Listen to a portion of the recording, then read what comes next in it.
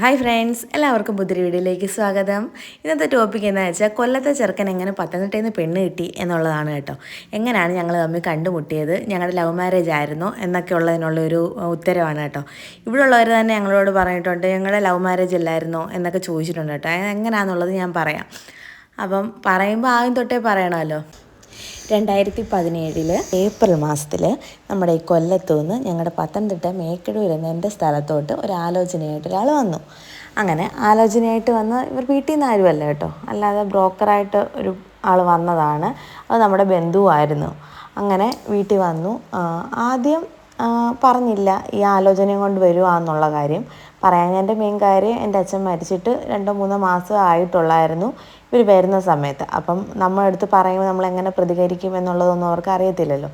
അതുകൊണ്ട് പതുക്കെ കൊണ്ട് എൻ്റെ അടുത്ത് കാര്യം അവതരിപ്പിച്ചു. ഏട്ടൻ്റെ ഫോട്ടോയൊക്കെ കാണിച്ചു തന്നു. എന്നോട് പറഞ്ഞു എന്നെ കണ്ടിട്ടുണ്ട്, എന്നെ കല്യാണം കഴിച്ചാൽ മതിയെന്ന് അവിടെ അവർക്ക് ആലോചനയൊക്കെ നോക്കിയപ്പോൾ പറഞ്ഞു. അപ്പോൾ ഒന്ന് പോയി സംസാരിക്കാമോ എന്ന് ചോദിച്ചു. അങ്ങനെ വന്നതാണ് എൻ്റെ അടുത്ത് പറഞ്ഞത്. അപ്പം ഞാൻ ചോദിച്ചു എന്നെ എങ്ങനെ കണ്ടു, എന്നെ എങ്ങനെ അറിയാം എന്നൊക്കെയാണ് ഞാൻ ആദ്യം ചോദിക്കുന്നത്. അത് അപ്പം ഈ വരുന്നതിൻ്റെ മുമ്പിലത്തെ അച്ഛനുള്ള സമയത്ത് അവസാനത്തെ ആ ഒരു ഓണത്തിന് ഞങ്ങളെ കൊണ്ടുവന്ന് 2 ദിവസം ഇവിടെ കൊല്ലത്ത് അപ്പച്ചിയുടെ വീട്ടിൽ നിർത്തിയിട്ടുണ്ടായിരുന്നു. ഈ അപ്പച്ചിയുടെ വീടെന്ന് പറയുന്നത് ഏട്ടൻ്റെ വീട് കഴിഞ്ഞൊരു 10 വീട് കഴിഞ്ഞിട്ടാണ് അപ്പച്ചിയുടെ വീട്. അപ്പം അന്നത്തെ ഓണപ്രോഗ്രാമിന് അവിടെ മൈതാനത്ത് ഓണപ്രോഗ്രാം നടക്കും. ഇപ്പോഴത്തെ കൂട്ടൊന്നും അല്ല, അന്ന് ഭയങ്കര വലിയ പരിപാടിയാണ്. എല്ലാവരും കൂടി നല്ല രസമായിരുന്നു. അന്ന് നമ്മുടെ മേക്കടൂർ പത്തനംതിട്ട ഇങ്ങനെയുള്ള പരിപാടികളൊന്നും ഇല്ല. അങ്ങനെ ഞങ്ങൾ ഇവരുടെ കൂടെ ഞാനും കൂടെ കാണാനായിട്ട് ഈ മൈതാനത്തോട് പോയിട്ടുണ്ടായിരുന്നു. അങ്ങനെ അവിടെ വെച്ച് എപ്പോഴും ആണ് ഏട്ടൻ എന്നെ കണ്ടിട്ടുള്ളത്. അപ്പം ഇവിടെ ഇല്ലാത്ത ഒരാൾ, പുതുതായിട്ടൊരാൾ അവരുടെ കൂട്ടത്തിൽ നിൽക്കുന്നുണ്ട് പെട്ടെന്ന് ശ്രദ്ധിക്കുമല്ലോ. അങ്ങനെ അങ്ങോട്ട് എന്നെ കണ്ടതാണ്. ഞാൻ കണ്ടതുമല്ല. ഞാൻ പക്ഷേ ഇവിടെ മുണ്ടയ്ക്കിലെ കടയിലൊക്കെ വന്നിട്ടുണ്ട് ചന്തുവിൻ്റെ കൂടെ. പക്ഷേ എനിക്ക് അറിയത്തില്ലല്ലോ, നമ്മൾ അന്നേരം വല്ല പ്രതീക്ഷിക്കുന്നോ നമ്മൾ ഈ വീട്ടിലെ ആളാവുമെന്നോ അല്ലെങ്കിൽ ഇങ്ങോട്ട് വരുമെന്നോ ഒന്നും നമ്മൾ അറിയുന്നില്ല. അങ്ങനെ അപ്പോൾ ഈ അമ്മയുടെ അടുത്ത് ഞാൻ ചോദിച്ചപ്പോഴാണ് എൻ്റെ അടുത്ത് ഇങ്ങനെ പറയുന്നത്, എന്നെ കണ്ടിട്ടുണ്ടെന്നും ഇങ്ങനെയൊക്കെയാണ് കണ്ടതെന്നും നിന്നെ മതിയെന്ന് പറഞ്ഞു. അപ്പോൾ ആലോചന നോക്കാമെന്ന് പറഞ്ഞ് അങ്ങനെ ഞാൻ വന്നതാണെന്നൊക്കെ പറഞ്ഞു. അങ്ങനെ ഞാൻ പതുക്കെ കാര്യം ഞാൻ വീട്ടിൽ അമ്മച്ചിയുടെ അടുത്തും പറഞ്ഞ് ഇന്ന പോലൊക്കെ പറഞ്ഞിട്ടാണ് പോയേക്കുന്നത്. എങ്ങനെ അപ്പോൾ അമ്മച്ചിയുടെ അനിയത്തിയെ വിളിച്ച് തിരക്കി. ഇന്ന പോലെ ഒരാൾ ഇവിടെ വന്നു, ഇന്ന കാര്യങ്ങളൊക്കെ പറഞ്ഞു. എന്തുവാ നീ ഇതുവരെ പറഞ്ഞില്ലല്ലോ എന്നൊക്കെ ചോദിക്കുന്നുണ്ട്. അതെന്നെ പറഞ്ഞു ഇവിടുന്ന് ഞങ്ങളുടെ ഏട്ടൻ്റെ അമ്മ മിനിയമ്മ ചെന്ന് ഇവരെ വീട്ടിൽ പറഞ്ഞതാണ്. അപ്പം ഈ ഞങ്ങളുടെ വീട്ടിൽ ഇങ്ങനെ അച്ഛൻ മരിച്ച ആ ഒരു സാഹചര്യമൊക്കെ ആയതുകൊണ്ടാണ് ഇവർ ചോദിക്കാഞ്ഞത്. ഇവരിങ്ങനെ വരുമെന്നൊന്നും നമ്മൾ അറിഞ്ഞില്ലല്ലോ എന്നൊക്കെ പറഞ്ഞ് പിന്നെ നമ്മൾ വീട്ടുകാർ തമ്മിൽ അങ്ങോട്ടും ഇങ്ങോട്ടുമൊക്കെ സംസാരിച്ചു. പിന്നെ ജൂണിൽ ഏട്ടൻ എന്നെ പെണ്ണ് കാണാനായിട്ട് വന്നു. അന്നാണ് ഞാൻ ഏട്ടനെ ആദ്യമായിട്ട് കാണുന്നത്. അന്ന് വന്നപ്പോൾ ആണെങ്കിൽ ഇവിടുന്ന് ചന്തു എന്ന് പറയുന്നത് എൻ്റെ അനിയനാണ് കേട്ടോ. അവനും അപ്പച്ചിയുടെ മോന്, അവനും ഏട്ടൻ 2 അളിയന്മാരും ഒരു ചേട്ടനും എല്ലാവരുമായിട്ടാണ് നമ്മുടെ വീട്ടിലോട്ട് വരുന്നത്. അപ്പം പ്രവീൺ ചേട്ടനൊന്നും വന്നിട്ടില്ലായിരുന്നു. അത് വന്ന് കണ്ട് ഏട്ടന് ഇഷ്ടപ്പെട്ടു. എല്ലാവരും ഇത് ഓക്കെയൊക്കെ പറഞ്ഞ് നമ്മുടെ നാളുകളൊക്കെ നോക്കി അപ്പം ചേരുമെന്നൊക്കെ പറഞ്ഞ് അത് കഴിഞ്ഞ് അങ്ങ് പോയി. അത് കഴിഞ്ഞ് ഓണത്തിന് ഇവിടുന്ന് അമ്മയും അച്ഛനും ചേച്ചിയും പ്രവീൺ ചേട്ടനും എല്ലാവരുമായിട്ട് വീട്ടിൽ വന്ന് കണ്ട് സംസാരിച്ച്. ആദ്യം കുറച്ച് ഇതൊക്കെ ഉണ്ടായിരുന്നു കേട്ടോ. നമ്മുടെ ദൂരമൊക്കെ പ്രശ്നമായിരുന്നു. എന്തെങ്കിലും ഒരു ആവശ്യം വന്നാൽ കൊല്ലത്ത് പത്തനംതിട്ട വരെ പോകണ്ടേ, നല്ല ദൂരമല്ലേ എന്നൊക്കെ ഉള്ളതായിരുന്നു മെയിൻ പ്രശ്നം. അപ്പം ഏട്ടൻ ഇത് മതി എന്നും പറഞ്ഞ് നിന്നതുകൊണ്ട് മാത്രമാണ് കേട്ടോ ഈ കല്യാണം നടന്നത്. അല്ലെങ്കിൽ ദൂരത്തിൻ്റെ പേരിൽ ഇതങ്ങ് പോയേനെയായിരുന്നു. അപ്പം കൊല്ലമെന്ന് കേട്ടപ്പോൾ ഞങ്ങളുടെ വീട്ടിലും വലിയ ഇതില്ലായിരുന്നു. പിന്നെ അമ്മയുടെ അല്ല, എൻ്റെ അച്ചാമ്മയുടെ അനിയത്തി എല്ലാവരും ഒന്നും നല്ലതാണെന്ന് പറയത്തില്ല. അമ്മച്ചി ഏട്ടൻ്റെ കാര്യം ചോദിച്ചപ്പോൾ നല്ല പയ്യനാന്ന് പറഞ്ഞു. അപ്പോൾ അമ്മച്ചി നല്ലതാണെന്ന് പറയുകയാണെങ്കിൽ നല്ലത് തന്നെ ആയിരിക്കുമെന്ന് ഇവർക്കുള്ള ഉറപ്പുള്ളത് കൊണ്ട് തന്നെയാണ് കേട്ടോ ഇത് സമ്മതിക്കാനുള്ള കാര്യവും അത് തന്നെയാണ് വീട്ടിൽ നിന്ന്. അല്ലെങ്കിൽ അതും ദൂരമെന്ന് പറഞ്ഞുകൊണ്ട് അതും വേണ്ടാന്ന് വെച്ചേനെ. എന്നുവെച്ചാൽ അച്ചാച്ചനും ഇല്ലല്ലോ. അപ്പോൾ ഒരാവശ്യം വന്നാൽ അമ്മ തന്നെ ഓടി ഇത്രയും ദൂരം വരണമല്ലോ.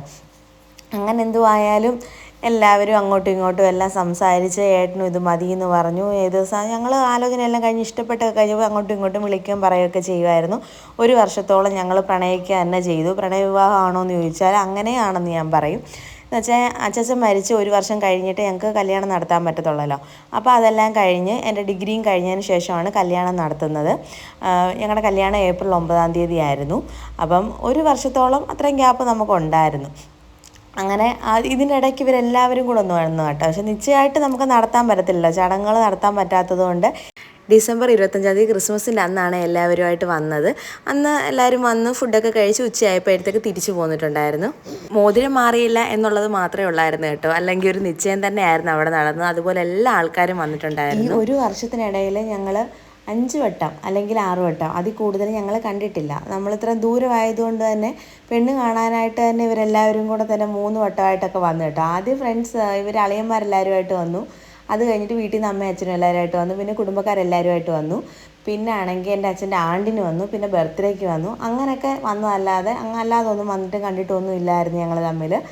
പിന്നെ ആണെങ്കിൽ ഞാൻ ഇങ്ങോട്ട് കൊല്ലത്തോട്ട് വന്നതെന്ന് പറഞ്ഞാൽ നമ്മൾ സാരി എടുക്കാനായിട്ട് ഇങ്ങോട്ട് കൊല്ലത്ത് വന്നിട്ടുണ്ടായിരുന്നു. ബ്ലൗസൊക്കെ തയ്ക്കാനൊക്കെ അളവൊക്കെ കൊടുക്കണതെല്ലാം ഇവിടെ അല്ലേ. അങ്ങനെ ഞാനും കുഞ്ഞമ്മയായിട്ടാണ് വന്നത് ഇങ്ങോട്ട്. അത് 1 മാസം ഉള്ളപ്പോഴാണ് നമ്മൾ വന്നതൊക്കെ. അത് കഴിഞ്ഞ് 1 മാസം കഴിഞ്ഞപ്പോഴത്തേക്കും നമ്മുടെ കല്യാണമായി. തലേന്ന് ഇവർ സാരിയും കൊണ്ടൊക്കെ വന്നു. അതിൻ്റെ എല്ലാ ഫോട്ടോസെല്ലാം നമ്മളിപ്പോൾ ഇത് കണ്ടല്ലോ. അപ്പം ഈ ഫോട്ടോസ് ചുമ്മാ ഇങ്ങനെ കാണിക്കുന്നതിൽ ഞങ്ങളുടെ ലവ് സ്റ്റോറി പറയുന്നതാണ് നല്ലതെന്ന് എനിക്ക് തോന്നിയത് കൊണ്ടാണ് ഞാൻ ഇത്രയും കാര്യങ്ങൾ പറഞ്ഞത്. ഈ കല്യാണം നടന്നതിൽ ആകെ ഒരു വിഷമമുള്ളത് എനിക്ക് എൻ്റെ അച്ഛൻ എൻ്റെ കൂടെ ഇല്ലായിരുന്നു എന്നുള്ളത് മാത്രമാണ്. അല്ലാതെ എനിക്കൊരു പ്രശ്നം ഉണ്ടായിരുന്നില്ല. എല്ലാം നല്ല രീതിയിൽ തന്നെ നടക്കുകയും ചെയ്തു കേട്ടോ. കല്യാണവും എൻ്റെ എല്ലാം നല്ല ഭംഗിയായിട്ട് നടന്നു. അച്ചാച്ചന് ഇത്രയും നാളും എങ്ങനെയാണ് എല്ലാവരുടെ അടുത്ത് പെരുമാറിയത്, അതുപോലെ എൻ്റെ ഈ കല്യാണത്തിന് എല്ലാവരും അതുപോലെ തന്നെ ഞങ്ങളുടെ കൂടെ ഉണ്ടായിരുന്നു. അതുകൊണ്ടാണ് ഇത്രയും നല്ല രീതിയിൽ തന്നെ കല്യാണം നടത്താനും എടുക്കാനും എല്ലാം നമുക്ക് സാധിച്ചത്. കല്യാണ സമയം എന്ന് പറയാൻ 11:45-നും 12:15-നും ഇടയ്ക്കുള്ള മുഹൂർത്തമായിരുന്നു കേട്ടോ. 2:30 ആയപ്പോൾ നമുക്ക് വീട്ടിൽ നിന്ന് ഇറങ്ങുകയും വേണമായിരുന്നു. 4:30 ആയപ്പോൾ നമുക്ക് വീട്ടിൽ കയറുകയും വേണമായിരുന്നു. അങ്ങനെയുള്ളൊരു സമയമായതുകൊണ്ട് തന്നെ നമുക്ക് ഒരുപാട് ഫോട്ടോസൊന്നും കല്യാണം കഴിഞ്ഞ് അവിടെ നിന്ന് എടുക്കാനൊന്നും പറ്റിയില്ല. ബാക്കി ഫോട്ടോസെല്ലാം നമ്മൾ ഇവിടെ വന്നതിന് ശേഷമാണ് എടുത്തത്. ഏട്ടൻ്റെ ഫ്രണ്ട്സ് എല്ലാം കൂടെ എനിക്കൊരു റാഗിങ് ഒക്കെ പ്ലാൻ ചെയ്തിട്ടുണ്ടായിരുന്നു. അത് അച്ഛൻ അറിഞ്ഞിട്ട് അത് ഇടയ്ക്കെന്ന് വെച്ച് എന്നെ ബ്ലോക്ക് ചെയ്തിട്ടുണ്ടായിരുന്നു. ഞാൻ കരയരുത് എന്ന് മാത്രമാണ് അച്ഛൻ പറഞ്ഞത്. അതുകൊണ്ട് ഇവരെല്ലാം ലൈറ്റായിട്ടുള്ള രീതിയിലുള്ള പരിപാടികളായിരുന്നു കേട്ടോ. അങ്ങനെ ഞങ്ങളുടെ റിസപ്ഷൻ ആയിരുന്നു. അത് കഴിഞ്ഞ് വൈകിട്ട് അതെല്ലാം കഴിഞ്ഞപ്പോഴത്തേക്ക് ഒരു സമയമായിട്ടുണ്ടായിരുന്നു. അപ്പം കല്യാണം നല്ല ഭംഗിയായിട്ട് നടന്നു. അപ്പോൾ ഇപ്പോൾ മനസ്സിലായല്ലോ കൊല്ലംകാരൻ എങ്ങനെ പത്തനംതിട്ടയിൽ നിന്ന് പെണ്ണ് കിട്ടിയെന്നുള്ള കാര്യം. അപ്പം എന്തെങ്കിലും ഡൗട്ട് ഉള്ളവരുണ്ടെങ്കിൽ ഈ വീഡിയോ ഫുള്ളൊന്ന് കണ്ടു കഴിഞ്ഞാൽ മതി കേട്ടോ. അപ്പോൾ ഇന്നത്തെ വീഡിയോ ഇത്രയേ ഉള്ളൂ. വീഡിയോ ഇഷ്ടപ്പെട്ടെങ്കിൽ എല്ലാവരും ലൈക്ക്, ഷെയർ, സബ്സ്ക്രൈബ് ചെയ്ത് തന്നെ സപ്പോർട്ട് ചെയ്യുക. അപ്പോൾ പുതിയൊരു വീഡിയോ ആയിട്ട് കാണുന്നത് വരെ tata bye bye, see U.